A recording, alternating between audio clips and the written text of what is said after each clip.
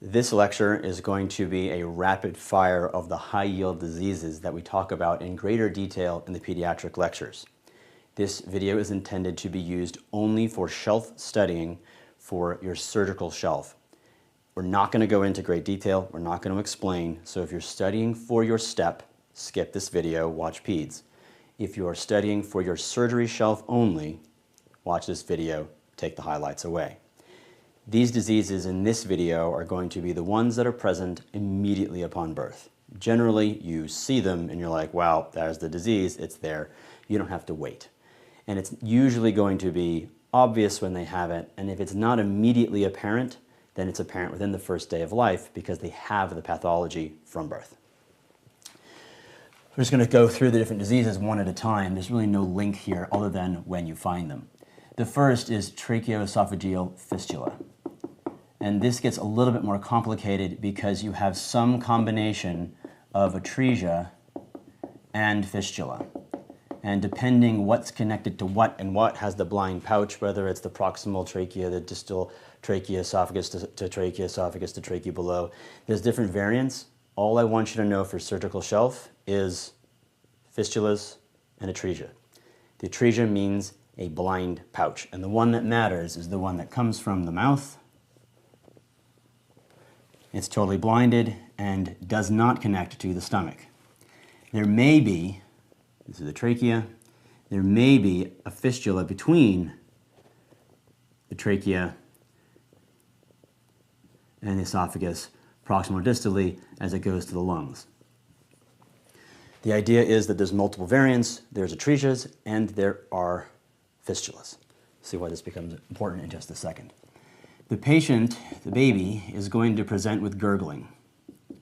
Something that says there is a connection between the food hole and the air hole. There's going to be air breathed through the esophagus and food swallowed into the trachea. So there's going to be gurgling, coughing, or bubbling. Those are the words you're looking for in a newborn. The diagnosis is made by coiling a tube. You pass an NG tube, you think you're in the right place, you get an x-ray, and what you see is coiling. The treatment for this, of course, is surgical repair. But before you do that, you have to consider the Vactural syndrome. Hang on to that. Part of the Vactural syndrome is imperforate anus. And the imperforate anus is exactly what it sounds like. This is why you do not take the first temperature rectally. If they don't have an anal opening, it's not connected to the rest of the bowel, if you insert a thermometer into that, what you think is supposed to be an opening, you actually just stab into the peritoneum. That's a knife wound. Imperforate anus comes in two varieties. The mild form, which is going to be where most of the GI tract is almost up to the imperforate segment, and severe, where the bowel is very distant to the anal opening. The patient is going to present without an asshole. There's no anus. And you make that diagnosis by looking at it.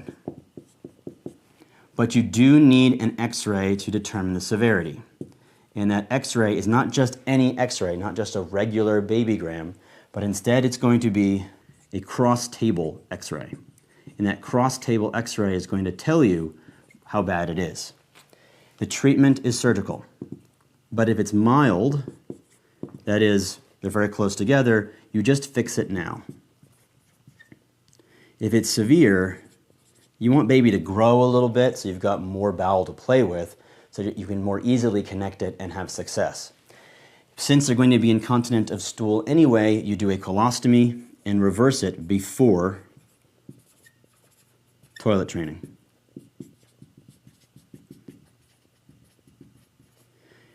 Here's the thing.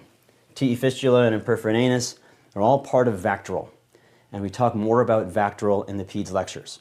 The takeaway is that if you find any one of the Vactural, and it's in your notes, you don't just go to surgery to repair it.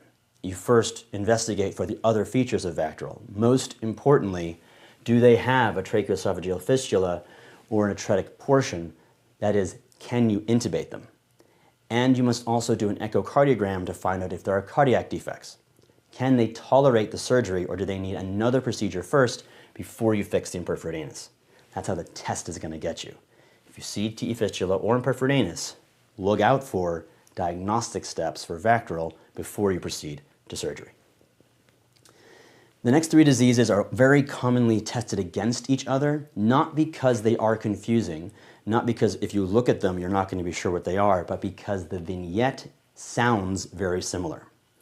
These diseases, gastroschisis, omphalocele, and exstrophy of the bladder, all have something to do with something coming out of the belly. And so what we're going to do is use this cartoon to illustrate the disease.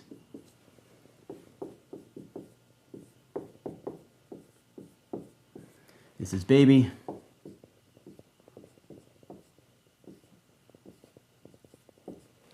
And the dashed line represents midline. And one of the things I do to remember which one is which, gastroschisis sounds angry and ugly, and it's the uglier version. Omphalocele sounds nice and happy, and that's the better one. And exstrophy of the bladder is the third one that has nothing to do with bowel, so just leave that one alone on its side. Gastroschisis, gnarly, angry sounding. It is going to be to the right of midline, and it is going to be bowel all over the place. Looks angry, sounds angry. It is bowel without a membrane. Omphalocele sounds kind of happy, right? So it's a little contained sac. Whoop. Still bowel, but it's contained nicely in a sac, and it is midline. Exstrophy of the bladder is the thing coming out of the abdomen in the midline.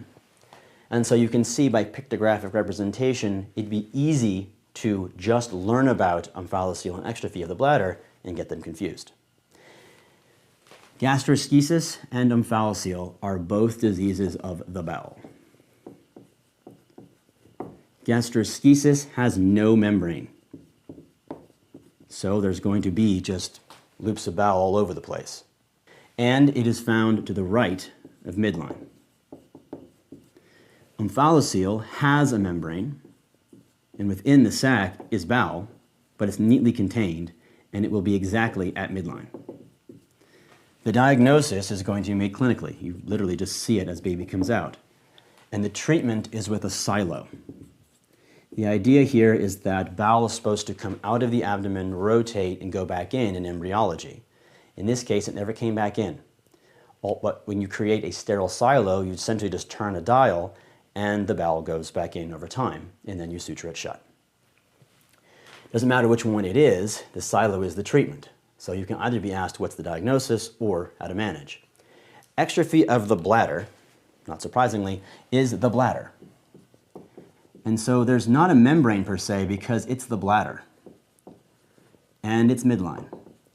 But what you're going to be using in the vignette to tip you off that this is exstrophy of the bladder and has nothing to do with the bowel is they'll tell you no bowel.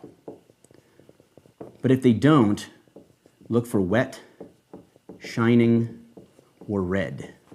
Those are the key words in an infant question with something in the midline, because wet, shining with urine, and red is the color of the bladder as opposed to the bowel.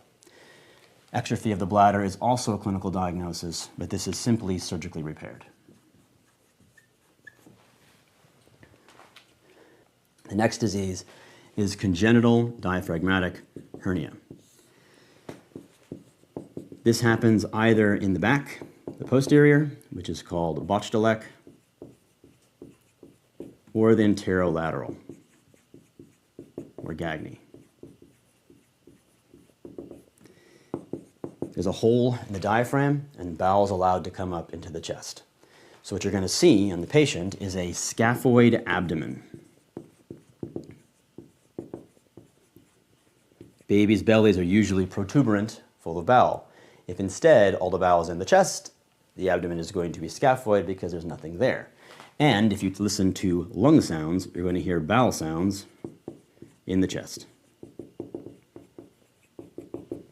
This diagnosis is confirmed by getting an X-ray, and you see bowel in the chest. Now, this is actually not that hard to repair, so obviously you're going to repair the hole and pull the bowel down. But why this becomes a board favorite is because if you have bowel up in the chest while the lung is developing, the lung stays collapsed and nothing opens or matures appropriately. So effectively, you have a hypoplastic lung that is effectively a preemie lung.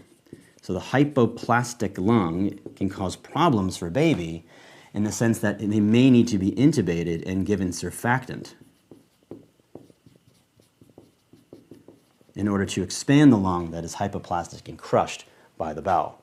So recognize the diagnosis, but know that hypoplastic lung is the thing you're going to have to manage.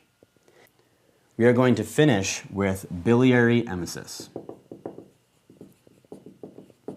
And this topic has an entire lecture dedicated to itself in pediatrics. Here are the highlights. When you have biliary emesis, you're presuming there is an obstruction distal to where the gallbladder biliary tree connects to the duodenum. Because it's a problem with the bowel, you're going to get an X-ray. And what you're going to see on that X-ray is a double bubble.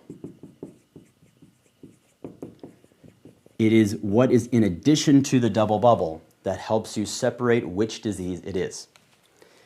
There are 3, which turns into 4. You'll see what I mean in just a minute.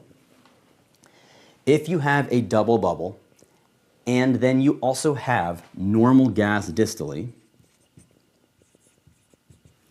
it means that the bowel was open so that when baby came out, air was able to get through the whole thing, and now there's an obstruction distal to the biliary tree. This is malrotation. Malrotation is going to be a life-threatening disease because it is cutting off the vascular supply to that segment that malrotated. What you're going to do is do first a contrast enema, which can be both diagnostic and therapeutic. If it doesn't work, you can use an upper GI series. An upper GI series often fixes the problem. But if you don't fix the problem with either of these diagnostic steps, then you need to go in there and do surgery, untwist the bowel before the vascular supply kills off that segment. If instead you have a double bubble and multiple air fluid levels,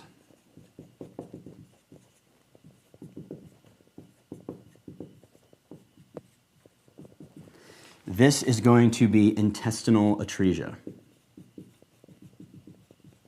Intestinal atresia is caused by in utero infarcts.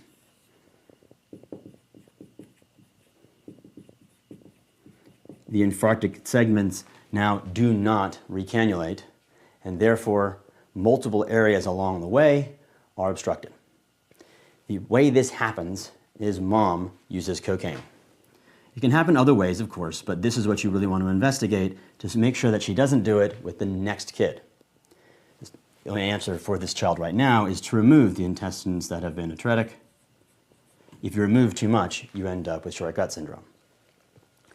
If you have a double bubble sign alone, that is double bubble and then no gas, it is either going to be, this is how we turn 3 into 4, duodenal atresia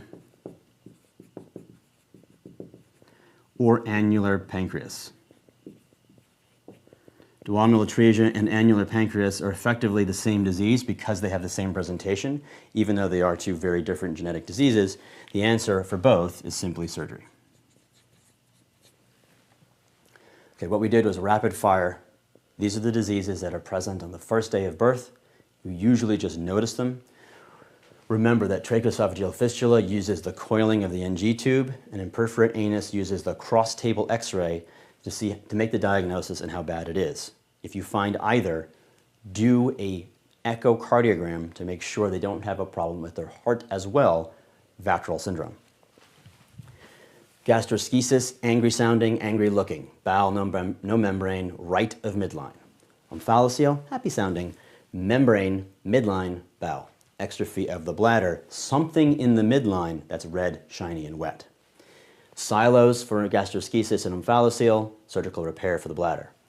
Congenital diaphragmatic hernia, If you diagnose it, scaphoid abdomen, bowel sounds in the chest, remember there's the hypoplastic lung that may require intubation and surfactant. When it comes to biliary emesis, use the X-ray with the double bubble and the other gas pattern to figure out which one it is to determine what their next step is going to be.